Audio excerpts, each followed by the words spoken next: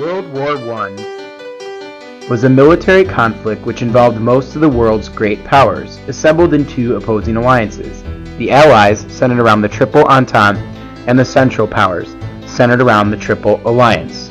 More than 70 million military personnel, including 60 million Europeans, were mobilized in one of the largest wars in history. More than 15 million people were killed, making it one of the deadliest conflicts in history.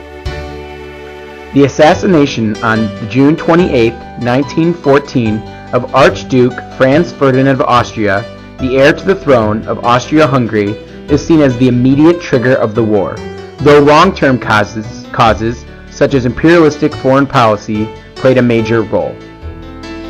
Ferdinand's assassination at the hands of Serbian nationalist Gavrilo Princip resulted in demands against the Kingdom of Serbia. Several alliances that had been formed over the past decades were invoked, so within weeks the major powers were at war. With all having colonies, the conflict soon spread around the world.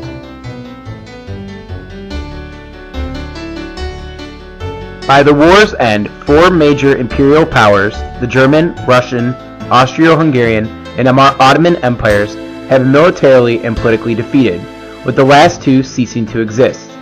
The revolutionized Soviet Union emerged from the Russian Empire, while the map of Central Europe was completely redrawn into numerous smaller states. The League of Nations was formed in the hope of preventing another such conflict. The European nationalism spawned by the war, the repercussions of Germany's defeat, and the Treaty of Versailles would eventually lead to the beginning of World War II in 1913.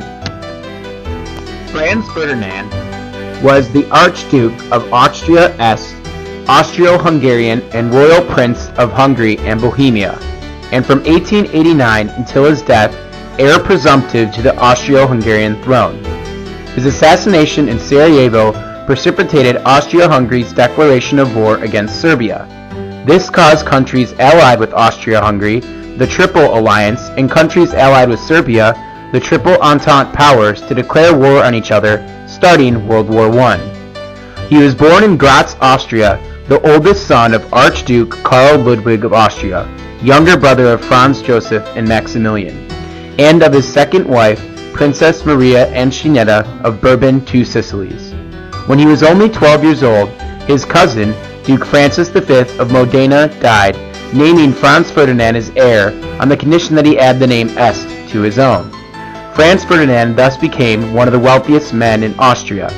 His spouse was Sophie, Duchess of Honenberg. Austria-Hungary wanted to end Serbian influence in Bosnia, so they gave the July Ultimatum, which Serbia rejected in part. On July 28, 1914, when Serbia only accepted 8 of the 10 demands made by Austria-Hungary on Serbia, Austria-Hungary declared war. Gavrilo Princip was a Yugoslav nationalist ethnic Serb associated with the freedom movement Mlada Bosna, Young Bosnia. Princip assassinated Archduke Franz Ferdinand of Austria and his wife, Sophie, Duchess of Honenberg, in Sarajevo on June 28, 1914. Princip and his accomplices were arrested and implicated in a number of members of the Serbian military, leading Austria-Hungary to issue a démarche to Serbia known as the July Ultimatum. This set off a chain of events that led to World War I, making him unwittingly one of the most influential people in the 20th and 21st centuries, as he was indirectly responsible for sparking the chain of events that led to both world wars, the Cold War, and the rise of communism. Gavrilo Princip was born in the village of Obližaj, a poor area of Bosnia near Bosnako Krajovo, Bosnia-Herzegovina, Austrian-Hungarian Empire. He was the son of a postman. His parents, Petar and Marija, had 9 children, 5 sons and 4 daughters, 6 of whom died in infancy.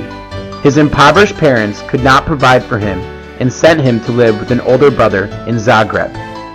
Most historians agree that Princip was a member of the group known as Union or Death, a smaller breakaway group of young Bosnia, and was involved with the Black Hand, and that the latter group was at least somewhat responsible for coordination, training, and/or supplying weapons for the forthcoming assassination attempt on Franz Ferdinand.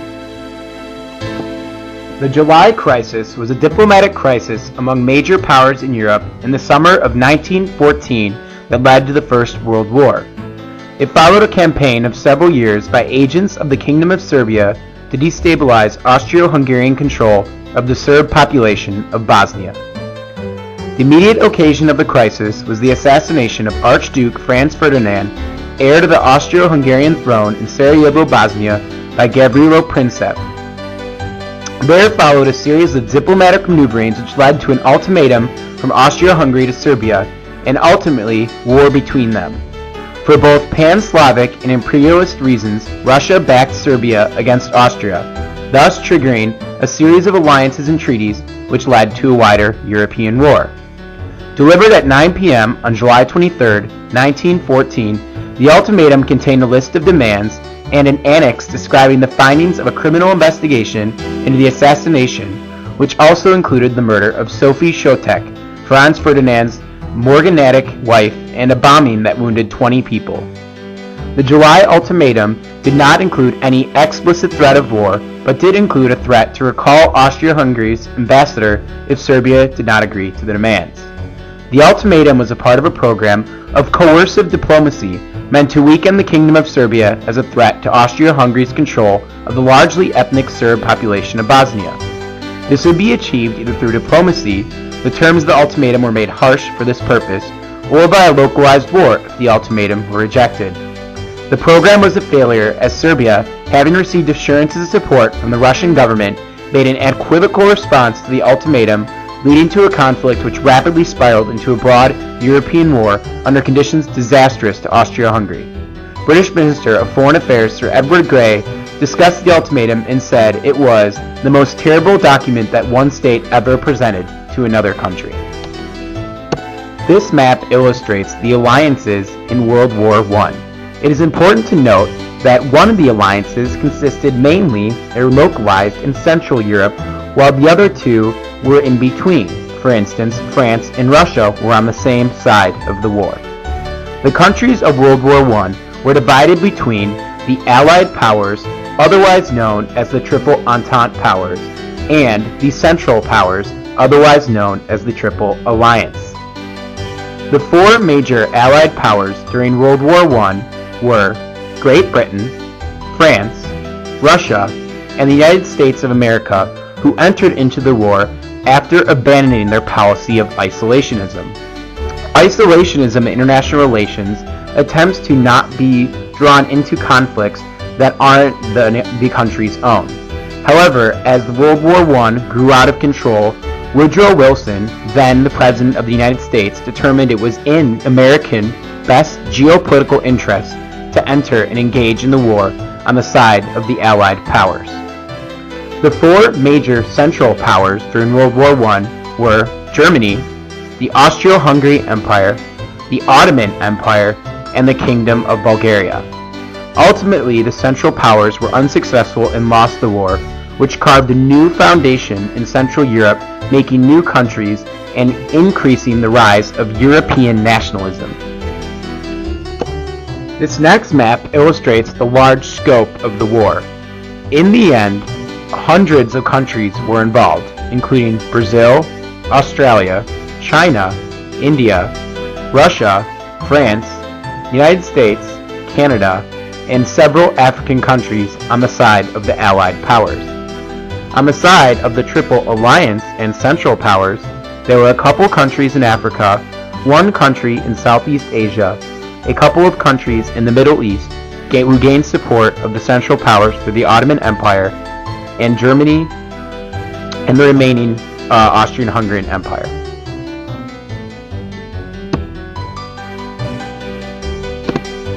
On September 9, 1914, Germany instituted the September Program, which was a plan detailing their specific war aims and the conditions they sought to enforce on the Allied powers. The September Program was a plan drafted by Matthias Erzberger on September 2nd and was published by the German Chancellor Theobald von Bethmann-Hollweg on September 9th, which was 5 weeks into World War I. It detailed Germany's specific war aims and the conditions that Germany sought to enforce on the Allied powers. On September 4th, the Allies had signed and published the Pact of London, in which they engaged not to conclude peace separately during the present war. The September program was in part a reply to this, as it seemed that the pact forced Germany to fight to the limit of endurance with no possibility for a negotiated peace. At the time, the Allies were being pushed back on all fronts, having been defeated in the Battle of the Frontiers on the Western Front and the Battle of Tannenberg in the East. Consequently, the German leadership expected imminent victory, and the territorial and economic demands made in the September program reflect this. However, as he was making his announcement, the First Battle of Marne was hanging in the balance. Ultimately, France and the United Kingdom would halt the German advance at the Marne and turn the tide of the war, preventing Bethmann Hollweg's plans from coming to fruition.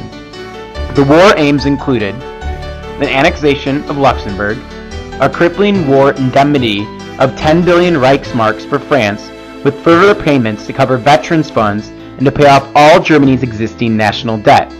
The ceding of some northern territory, such as steel-producing Brie, and the coastal strip running from Dunkirk to Boulogne-sur-Mer. The French economy will be dependent on Germany, and all the trade with the British Empire will cease. France will partially disarm by demolishing its northern forts. It also aimed to turn Belgium and the Netherlands into satellite states. If not, they would annex Belgium altogether. Additionally, there was a creation of Mittel-Europa Economic Association dominated by Germany but overtly egalitarian. Members will include newly created buffer states carved out of the Russian Empire's west, such as Poland, that would remain under German sovereignty for all time. Finally, the German colonial empire will be expanded, most importantly the creation of a continuous German colony in Africa at the expense of French and Belgian colonies, presumably leaving the option open for future negotiations with Britain. No British colonies were to be taken, but Britain's intolerable hegemony in world affairs was to end. On August 7, 1914, British and French troops invaded the German protectorate of Togoland in Africa. Togoland was rich in resources and provided vital materials for the German war effort. The shaded red area is Togoland, and the shaded blue areas are other African German colonies. Togoland was a German protectorate in West Africa from 1884 to 1914, encompassing what is now the nation of Togo and most of what is now the Volta Region District in Ghana. The colony was established during the period generally known as Europe's imperialist scramble for Africa. The German explorer, medical doctor, imperial council, and commissioner for West Africa, Gustav Nachtigal, was the driving force towards the establishment of the West African colonies of Togoland and Cameroon. From his base on the Spanish island possession, Fernando Po, in the Bight of Bonny, he traveled extensively on the mainland of Africa. On the 5th of July, 1884, Nachtigal signed a treaty with the local chief, Nalapa III, in which he declared a German Empire protectorate over a stretch of territory along the Slave Coast on the Bight of Benin. With the small gunboat SMS Mo at anchor, the imperial flag was raised for the first time on the African continent. Consul Heinrich Ludwig Rondag Jr., resident agent of the firm C. Godeltz at Wida, was appointed as the first commissioner for the territory. After calling on the German colony to surrender on the 6th of August 1914, French and British troops invaded unopposed the next day. No military personnel was stationed in the protectorate at the time. The police force consisted of a commander and deputy commander, 10 German sergeants, 1 native sergeant, and 660 Togolese policemen deployed throughout the territory. The Entente forces occupied the capital of Lorne, then advanced on a powerful and new radio station near Kamina, east of Actapame. The colony surrendered on the 26th of August in 1914 after the German technicians who had built the radio installation destroyed the station during the night of the 24th and 25th of August.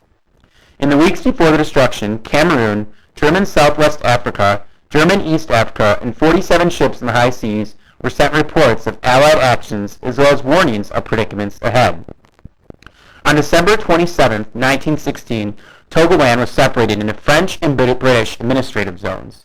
With the ratification of the Treaty of Versailles in 1920, Togoland formally became a League of Nations Class B mandate divided into French Togoland and British Togoland, covering respectively about 2/3 and 1/3 of the territory.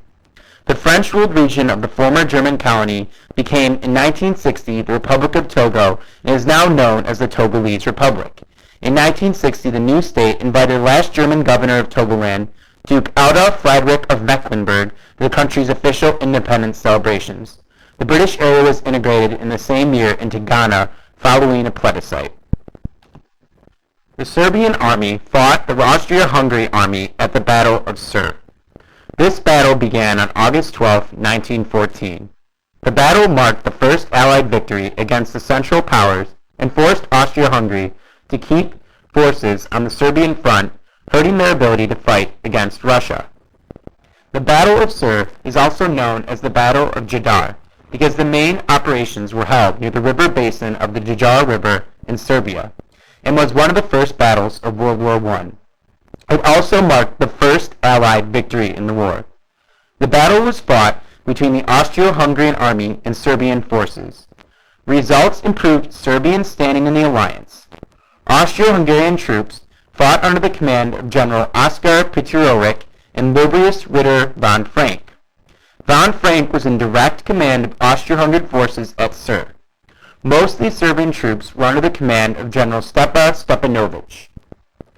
In the opening stages of the First World War, the Austro-Hungarian Army Group Balkans, under the command of General Oskar Peterovic, pushed into northwest Serbia across Sava and Drina rivers. Sabak fell. Following the expansion of bridgeheads, most elements of the 2nd and 5th Army successfully crossed into Serbia by August 12th.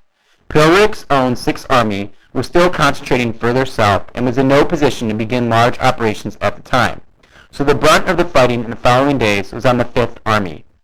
According to Peterovic's plan, it was to attack in the general direction of Valjevo immediately after crossing and take the city in 5 days.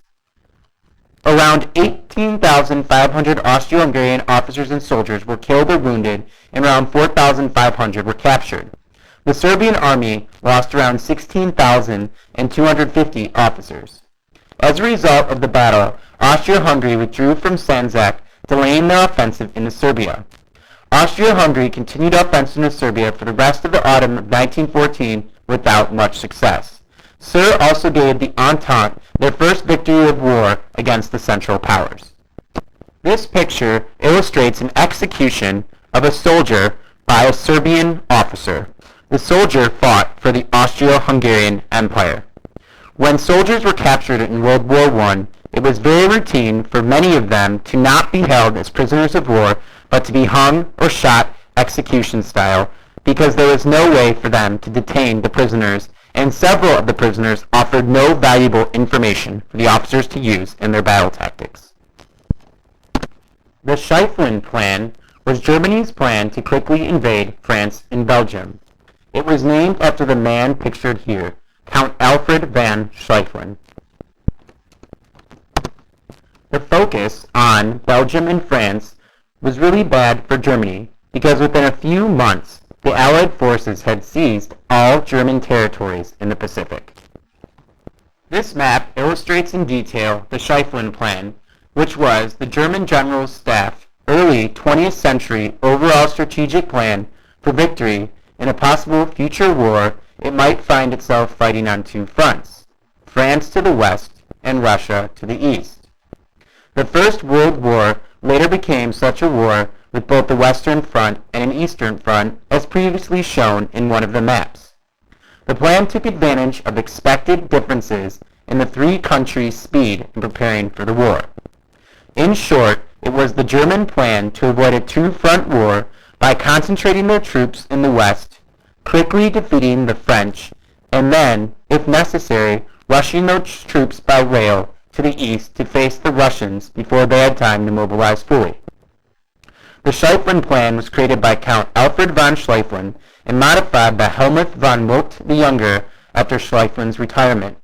It was Moltke who actually put the plan into action, despite initial reservations about it. In modified form, it was executed to near victory in the first month of World War I. However, the modifications to the original plan, a French counterattack on the outskirts of Paris at the Battle of Marne, and surprisingly speedy Russian offensives ended the German offensive and resulted in years of trench warfare. The plan has been the subject of intense debate among historians and military scholars ever since. Schleifen's last words were, "Remember to keep the right flank strong," a request which was watered down by Moltke. Throughout the next 7 days, we will spend a lot of time discussing the different theaters of the war, the types of battle tactics used, including trench warfare, and the entry of the United States into World War I, which fundamentally shift the United States' foreign policy and define their role as a global hegemon which continues today. The United States originally pursued a policy of isolationism, avoiding conflict while trying to broker a peace. This resulted in increased tensions with Berlin and London. When a German U-boat sank the British liner Lusitania in 1915 with 128 Americans aboard, U.S. President Woodrow Wilson vowed America is too proud to fight and demanded an end to attacks on passenger ships. Germany complied. Wilson unsuccessfully tried to mediate a settlement. He repeatedly warned that the United States would not tolerate unrestricted submarine warfare in violation of international law and United States ideals of human rights. Wilson was under pressure from former President Theodore Roosevelt, who denounced German acts as piracy. Wilson's desire to have a seat of negotiations at war's end to advance the League of Nations also played a role. Wilson's Secretary of State, William Jennings Bryan, resigned in protest at what he felt was the president's decidedly warmongering diplomacy. Other factors contributing to the U.S. entering the war include the suspected German sabotage of both Black Tom in Jersey City and the Kingsland explosion in what is now Lyndhurst, New Jersey.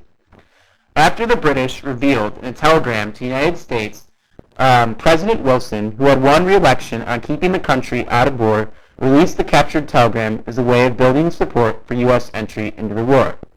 He had previously claimed neutrality while calling for the arming of U.S. merchant ships delivering munitions to combat Britain and quietly supporting the British blockading of German ports and mining of international waters, preventing the shipment of food from America and elsewhere to combatant Germany.